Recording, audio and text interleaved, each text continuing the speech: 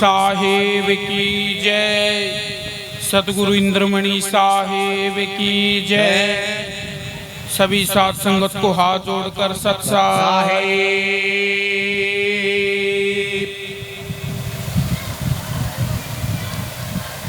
देखो भाई, गुरु की दया से आज हम विचार करेंगे कि सार चीज क्या है। देखो, कोई भी बात अगर हमें समझनी होती है तो संसारिक के उदाहरण लेके अगर हम समझते हैं तो वो बात बड़ी जल्दी और बड़े अच्छे तरीके से समझ में आती है। तो आज सतगुरु की दया से कबीर साहब महाराज जी ने भी एक शब्द में बताया है। उस शब्द के माध्यम से शब्द को सुन के विचार करके सार चीज के बारे में जानने के बारे में कोशिश करेंगे। कहते हैं, प्यासा ना जाइए रे गवार, चेला रे दिल दरिया हीरा बया। देखो, इस शब्द में बताया है, इसमें कली है। कहते हैं, दूध दूध दही होत है चेला रे, दही विच माखन होए, ताव दिया घी नीक्षा चेला रे, मैल रती ना होए, दिल दरिया हीरा बया। कहते हैं, जैसे कि आज विचार करके देखें, दूध की जो कीमत है हर जगह थोड़ी बहुत अलग हो सकती है। आप मान के चलो 65-70 रुपए लीटर आता है। देखो, 1 किलो दूध की जो कीमत है, 1 लीटर दूध की कीमत है, वो 65 से 70 रुपए बताई है। ऐसे ही उसके बाद अगर दही जमाई जाए तो दही की वैल्यू जो है, दही की जो कीमत है, वो दूध से अधिक होती है। थोड़ी बहुत जितनी भी हो, लेकिन दूध से अधिक होती है। उसमें गर्म किया जाता है, जामन लगाते हैं, मेहनत भी होती है, तो वो दूध से कीमती बता दी। ऐसे ही भाई दही जमा के उसके बाद मक्खन निकालते हैं। जब उसको बिलोते हैं तो जब मक्खन घी निकलता है तो उसकी कीमत जो है वो दही से भी अधिक होगी। आज मक्खन की कीमत आप सबको पता है, 500-600 भी है, कुछ ज्यादा भी हो सकती है, कम भी हो सकती है, लेकिन दही से ज्यादा है, ये विचारणीय बात है। और मक्खन को अगर गर्म कर दिया जाए, उसको ताव दिया जाए, तो उसकी जो लासी है वो खत्म हो जाती है। प्योर चीज जो है, देसी घी जो है, वो उसके अंदर बच जाता है। और देसी घी की जो कीमत है वो सबसे अधिक होती है। देखो, दूध से शुरू हुआ और आखिरी में देसी घी बचा। और देखो, दूध का जो सार है वो देसी घी है। ये कैसे, उसकी कीमत भी ज्यादा है और देसी घी के बाद उसके अंदर से कुछ नहीं बचता और कुछ नहीं निकल सकता। वो प्योर चीज है, वो लास्ट स्टेज है। जब आखिरी स्टेज आ जाती है तो वो प्योर चीज रह जाती है। ये विचार की बात है।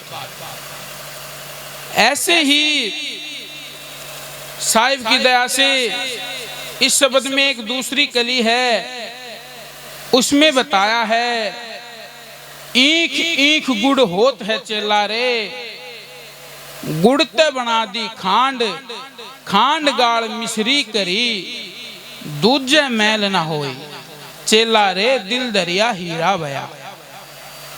कहते हैं ईख का रस निकाला, उससे फिर गुड़ बना दिया गया।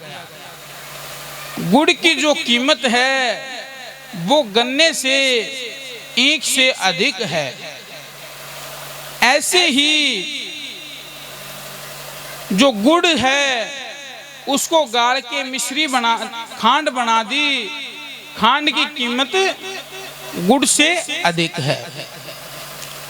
और खांड के बाद मिश्री बनाई जाती है, और मिश्री की जो कीमत है वो सब चीजों में ज्यादा है, सबसे अधिक है।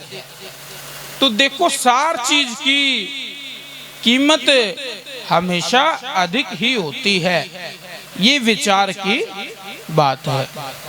ये देखो संतों के शब्द सुनते हैं तो उन्होंने भौतिकवाद में, सांसारिक में ऐसे ऐसे उदाहरण दिए हैं जो हम अपनी आंखों के आगे घटित होते हैं, जिसको हम सुन के जल्दी विचार लगा सकते हैं।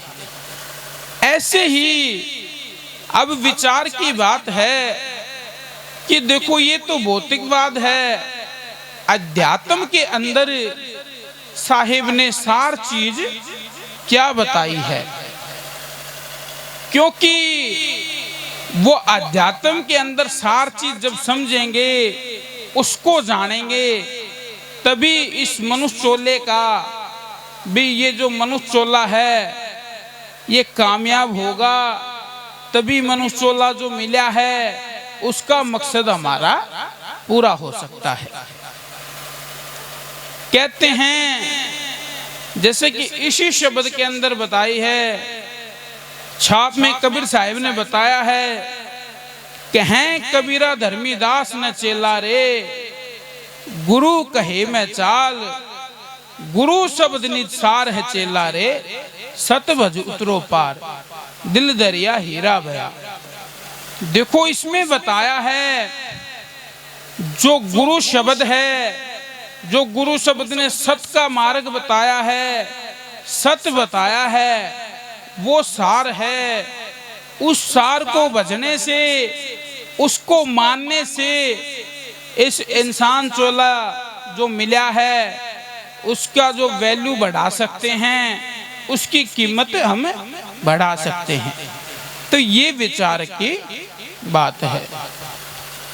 ऐसे ही देखो कहते हैं, एक कबीर साहिब महाराज जी की साखी है, तीन लोक है देह में, रोम रोम में धाम, बिन सतगुरु पावे नहीं, सार शब्द निज नाम। सतगुरु के बगैर सार शब्द, सार नाम की प्राप्ति होनी मुश्किल है। क्योंकि सतगुरु ही हमें सार शब्द बता सकता है। कबीर साहिब ने भी बताया है, सतगुरु का जो वचन है, सतगुरु की बात है, वो सार है। और सार के पीछे लगेंगे, सार बात को अपने हृदय में रखेंगे, तभी बात बनेगी, नहीं तो बात नहीं बन सकती। ऐसे ही देखो विचार करो, समझो, ये समझने की बात है।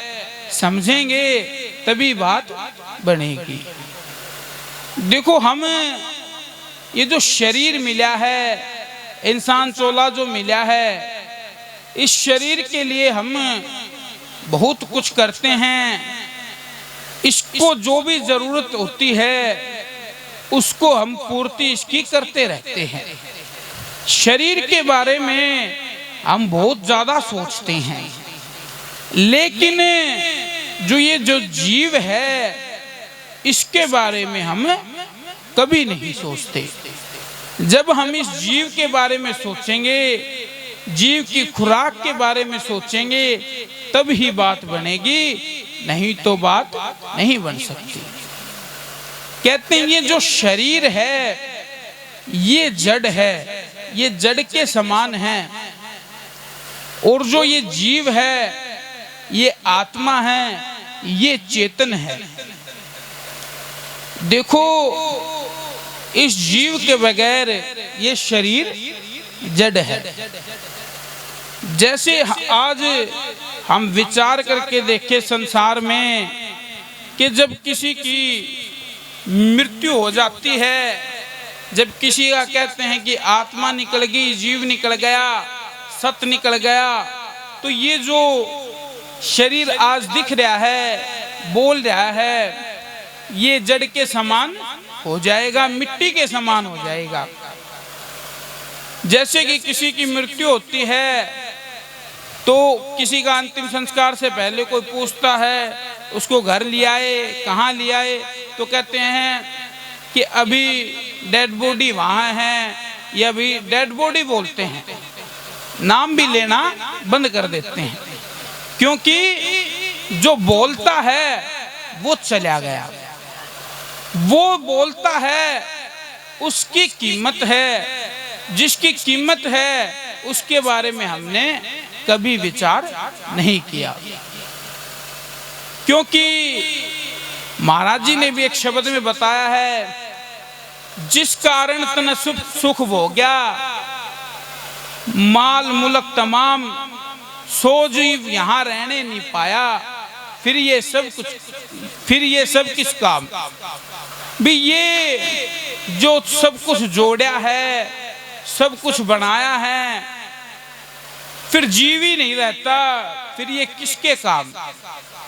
तो देखो, विचार की बात है, संतों के बगैर ये विचार उत्पन्न नहीं होता। आज हम संसार में मोह माया में ऐसे लगे हैं कि हमें इस चीज का ख्याल भी नहीं आता। कहते हैं, संतों ने बताया है, क्या तू सोवे मोह की नींद में, उठ के भजन में लाग, जाग जाग उठ जाग। कहते हैं भी, क्या तू मोह की नींद में सोया है? देखो, नींद ये नहीं है जो हम रात को सोते हैं, सुबह उठ जाते हैं। नींद बहुत ही प्रकार की है, नाना प्रकार की नींद है। क्योंकि जिस भी चीज में हम अपनी जागृत अवस्था भूल जाते हैं, वो नींद ही है। हम मालिक को भूल गए तो वो भी मोह की नींद में लगा हुआ है। संसार में ऐसे लगे हैं कि हम ये मान लेते हैं, ये सोच लेते हैं कि हमें ऐसा प्रबंध करते हैं कि यहाँ से कभी जाना ही नहीं है। और सच्चाई ये है कि किसी का एक पल का भी भरोसा नहीं है, एक पल का भी पता नहीं है।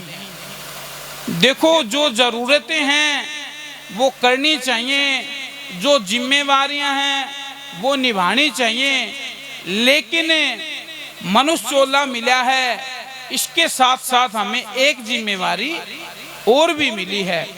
उस जिम्मेवारी को हमें ना ही तो भूलना चाहिए, ना ही उसको ये सोचना चाहिए कि भी संसार से जो कर रहे हैं उसी से सब कुछ होगा। दो संसारिक में जो करते हैं करो, लेकिन मालिक के नाम को याद रखो, सत्संग में जाओ, विचार करो, भजन करो। उठ के भजन में लगेंगे तभी बात बनेगी, नहीं तो बात नहीं बन सकती। ये गुरु की दया से विचार की बात है। आज देखो, इस शरीर को हम अच्छे से अच्छा भोजन खिलाते हैं, अच्छे से अच्छा इसको देते हैं। जो ये देखो, जो खिलाते हैं वो इस शरीर को लगता है। आज सोचने की बात है कि किसी को अच्छा खिलाएंगे तो कहते हैं कि इसका वजन बढ़ गया। वजन किसका बढ़ा? वजन जो बढ़ा है इस देह का। कम खाते हैं, देह का वजन कम हो जाता है। और इससे भी अच्छा एक एग्जाम्पल, एक समझने की और बात है, जैसे ही किसी की मृत्यु होती है, मृत्यु होने से पहले उसका जो वजन है, जो उसका वेट है, और मृत्यु होने के बाद भी वजन वैसा ही रहता है। उसमें कोई वजन का हेरफेर नहीं आता। क्योंकि अगर जीव का कोई वजन होता, जीव में कुछ वजन होता, तो वो जाने के बाद उसमें कम होता। या आज के समय इतनी मशीनें आई हैं, कोई सीटी स्कैन है, कोई एमआरआई है, उसके अंदर भी मरने के बाद भी जो ऑर्गन हैं, जो इसके अंदर सामान भरा है, चाहे वो किडनी है, लीवर है, या कोई और अन्य पार्ट्स हैं बॉडी के, सब एज इट इज रहते हैं। फिर क्या चला गया? चला गया वो बोलता, वो जीव चला गया। तो वो जीव जो है वही मेन है, उसके सारे ही आज सब कुछ बैठा है, क्योंकि जीव से सब कुछ होता है। कबीर साहिब महाराज जी ने भी साखी में बताया है, सबकी उत्पत्ति जीव से, जीव सबन का आदि, निर्जीव से कुछ होत नहीं, जीव पुरुष अनादि। निर्जीव से कुछ नहीं होगा, जो भी होगा इस जीव से ही होगा। आज संसार में जो शकल पसारा है, आज हम संसार में कुछ देख रहे हैं, वो इस जीव का ही किया हुआ है, निर्जीव से कुछ भी नहीं हो सकता। तो ये विचार करने की बात है। बड़ा ही अच्छा अवसर मिला है, बड़ा ही अच्छा मौका मिला है, इसको हमें ऐसे ही नहीं खोना चाहिए। शब्द कहता है, बने जो कुछ धर्म कर ले, यही एक साथ जाएगा, गया अवसर न फिर तेरे हाथ आएगा। एक बार ये जो अवसर चला जाता है, एक बार ये मौका चला जाता है, फिर दोबारा हाथ नहीं आता। इसीलिए समय रहते इस अवसर को हम जान लें, इस अवसर को हम पहचान लें, तो बात बनेगी, नहीं तो बात नहीं बन सकती। ये गुरु की दया से विचार की बात है। अभी देखो, जो शुरुआत सार चीज पे हुई थी, तो सार चीज के बारे में तब भी बताया था, थोड़ा सा और विचार करते हैं। देखो, संसार में जो भी दिखता है, जो भी हम ये सोचते हैं ये सार है, कोई खाने की चीज लगा लो, पीने की लगा लो, या कुछ भी लगा लो, वो सार नहीं है। आज हम एक उदाहरण के तौर के ऊपर एक उदाहरण और लेके गुरु के दया से विचार करते हैं। काफी बार इस उदाहरण का हम पहले भी जिक्र करते हैं, ताकि उदाहरण के साथ हमें जल्दी समझ में आए।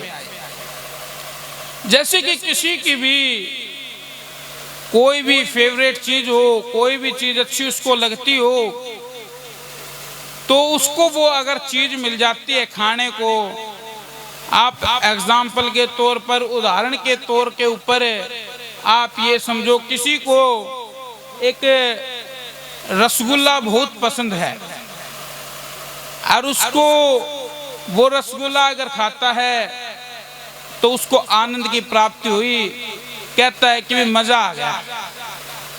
एक रसगुल्ला खाएगा, उसको अच्छा लगेगा, दूसरा खाएगा, जो पहले मजा आया था उतना मजा नहीं आता, तीसरा खाएगा, मजा और कम हो जाएगा, 3, 4, 5 खाएगा, उसके बाद क्या कहता है, अंदर से क्या आवाज आती है, कहता है कि मेरा मन भर गया, अब मुझे ये अच्छा नहीं लग रहा। क्या तो वो ये कह रहा था कि मेरी सबसे पसंदीदा चीज जो है वो रसगुल्ला है। अब विचार की बात है कि रसगुल्ले में उतना ही रस है, उतना ही टेस्ट है, वैसा ही है, लेकिन उसको मजा आना बंद हो गया, उसको टेस्ट आना बंद हो गया। तो वो क्या है? टेस्ट जो है वो इंसान की प्यास है, उसको उस टाइम पे क्या चीज चाहिए, उसको उस चीज में मजा आता है। मजा रसगुल्ले के अंदर नहीं है या कोई और चीज के अंदर नहीं है। इंसान समय समय पर अपनी जरूरत, प्यासा आदमी है उसको पानी चाहिए, उसको वो पानी ही अमृत के समान लगता है। तो ये तो देखो हुई संसारिक बातें, लेकिन अध्यात्म की बात करते हैं, जब सत्संग में जाते हैं सतगुरु बताते हैं कि कहते हैं कोई हुए अमली सतगुरु के नाम का, अमली जो है सतगुरु के नाम का होगा तो बात बनती है। वो ऐसा अमली हो जाता है, वो ऐसा रस है, ऐसी बात है, उससे उसका मन जो है वो कभी भी नहीं भरता। उसको शुरू में गया था, उससे फिर बाद में गया तो उससे मजा उसका बढ़ता जाता है, उसकी प्यास बढ़ती जाती है, ये नहीं है कि उसकी कम हो गई। तो कहते हैं भाई, गुरु नानक जी ने भी एक साखी बताई है, नाम खुमारी नानका चढ़ी रहे दिन रात, सुल्फा गांजा भांग धतूरा उतर जात पर बात। ये जो और टेम्परेरी नशे हैं और जो चीजें हैं वो सुबह तक उतर जाती हैं, शाम को की, लेकिन मालिक का नाम का नशा, मालिक के नाम की वो बात, मालिक के नाम का वो रस जिसने एक बार पी लिया वो दिन प्रतिदिन बढ़ता ही है, वो सवाया होता है। ये एक प्रेम का नशा है, ये एक प्रेम की बात है। और प्रेम हमेशा बढ़ता है, प्रेम घटता नहीं। स्वार्थी प्रेम होगा तो वो टूटेगा, और जो सतगुरु ने जो प्रेम बताया है असली जीव का प्रेम होगा तो वो कभी टूटता नहीं, वो कभी घटता नहीं। ऐसे ही भाई एक शब्द में, एक साखी में कही भी है, प्रेम न बाड़ी उपजै, प्रेम न हाट बिकाए, राजा प्रजा जय चावे शीश दे ले जाए। कहते हैं प्रेम न बाड़ी उपजै, प्रेम जो है वो कोई बाड़ी नहीं है, खेती नहीं है जो खेतों के अंदर उपज जाए, और ना ही वो कोई वस्तु है जो कि दुकान के ऊपर से खरीद के ले आए। प्रेम तो ऐसी चीज है वो हृदय में उत्पन्न होता है, दिल में उत्पन्न होता है। देखो वो नियम सबके लिए एक जैसा है, जिसको भी चाहिए वो शीश दे ले जाए, उसको शीश देना पड़ता है। अगर कोई ये बात सोचे कि इस शीश की बात करिए, कबीर साहिब ने इस शीश की बात नहीं की, उन्होंने अहंकार की बात की है, मान अभिमान की बात की है। कहते हैं जब तक ये चीजें रहेंगी तब तक प्रेम को नहीं जान पाएगा। कहते हैं एक साखी में, जब मैं था तब हरि नहीं, अब हरि है मैं नाई, प्रेम गड़ी अति साकरी जहां मैं दो ना समाई। प्रेम का जो मार्ग है, प्रेम की जो गली है वो अति साकरी है, वो अति भीड़ी है, उसके अंदर एक ही चीज समा सकती है, या तो इंसान की बेईमान अभिमान या दो ही समाएगी, या मालिक का जो नाम है या हरि नाम है वो समाएगा। तो ये विचार की बात है कि हमें कौन सी चीज चाहिए, कौन सी चीज हमें समानी है, वो हमें देखना है। तो गुरु की दया से इन चीजों पे विचार करो, विचार करेंगे तभी कुछ चीज की प्राप्ति हो सकती है। तो आज समय को देखते हुए इतना ही। एक बार सभी मिलके जय के नारे लगाओ भाई। सदगुरु कबीर साहेब की जय, सदगुरु इंद्रमणि साहेब की जय। सभी साथ संगत को हाथ जोड़कर सत साहेब